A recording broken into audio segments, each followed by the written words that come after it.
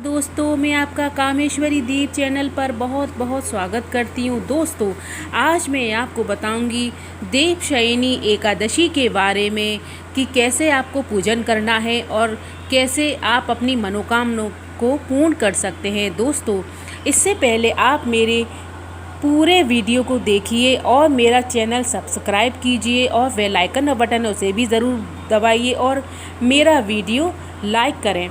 दोस्तों, इससे मुझे मोटिवेशनल मिलता है आपसे मेरा, तो आत्मविश्वास भी बढ़ता है दोस्तों। तो इसीलिए मैं आगे से आपके लिए और अच्छे वीडियो बना सकूं, इसके लिए मुझे प्रेरणा मिलती है आप लोगों से। तो इसीलिए आप मेरा वीडियो पूरा देखें और मेरे चैनल को ज़रूर सब्सक्राइब करें।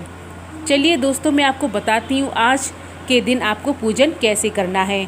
दोस्तों, देवशयनी एकादशी आषाढ़ी मास के शुक्ल पक्ष की एकादशी को आती है और इसी एकादशी को देवशयनी एकादशी कहा जाता है।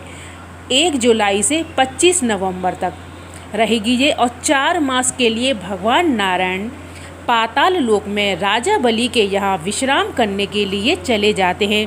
जब भगवान नारायण ने 52 अवतार लिया था, तब उन्होंने राजा बलि को ये वरदान दिया था कि 4 मास के लिए वो उनके यहाँ पर विश्राम करेंगे। इसीलिए जब आषाढ़ी मास की शुक्ल पक्षी जो आषाढ़ मास की जो एक देवशयनी एकादशी आ जाती है, तो इसी दिन से 4 मास तक भगवान नारायण वहीं पर राजा बलि के यहाँ विश्राम करते हैं, शयन करते हैं और हमारे यहाँ सारे कार्य उसी दिन से बंद हो जाते हैं। ना कोई मांगलिक कार्य होता है, ना शादी ब्याह होता है, तो इसीलिए सारे काम बंद हो जाते, क्योंकि भगवान नारायण जगत के पालनहार हैं और वही जगत का पालन करते हैं। तो इसीलिए हमारे सारे मांगलिक कार्य बंद हो जाते हैं। भगवान नारायण शरीर रूप से तो सो जाते हैं, लेकिन चैतन्य रूप से वे जागृत रहते हैं। तो इसीलिए हमें इन दिनों में पूजा पाठ करके लाभ उठाना चाहिए।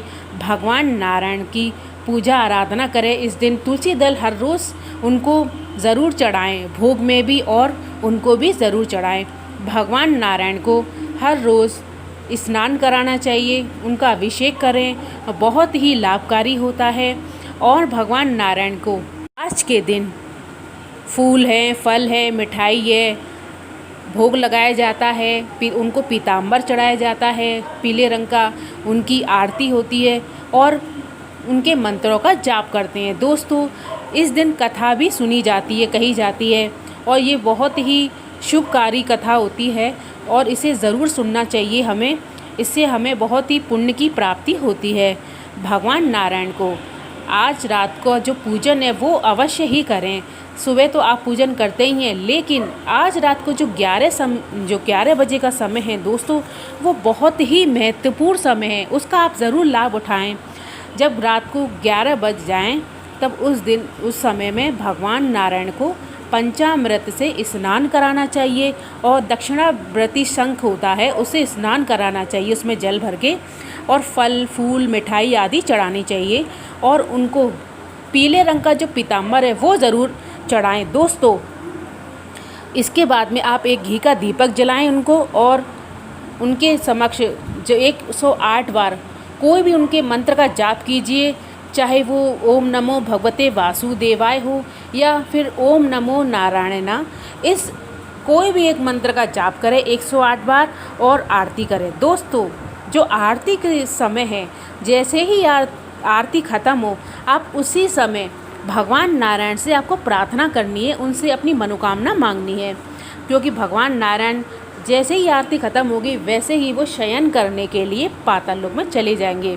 तो उसी समय जैसे ही आरती आपकी ख़त्म होती है, तुरंत ही आप उनसे मनोकामना मांगें कि हे नारायण, आप 4 मास के लिए शयन करने के लिए जा रहे हैं, तो इस समय में आप हमारे ऊपर अपनी करुणा बनाए रखना। करुणा का भाव जो ऐसा होता है, जैसे कि हम कोई कार्य करते हैं तो हम उसका, जब हम भगवान की पूजा आराधना करते हैं तो हम उनसे कहते हैं कि अपनी कृपा बना रखना। तो कृपा और करुणा में फ़र्क होता है।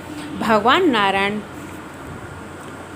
नारायण से प्रार्थना करें कि हे नारायण, आप अपनी करुणा दृष्टि बनाए रखें हम पर, क्योंकि करुणा का जो भाव होता है, हम जब कुछ भी नहीं करते हैं तब अपनी भगवान अपनी करुणा हम पर बनाए रखते हैं तो हमारे सारे काम होते हैं। हमारा जो स्वास्थ्य है और भी जो काम है, जैसे बिगड़े काम हैं वो बना देते हैं, हमारी सारी परेशानियों को, मुश्किलों को दूर करते हैं।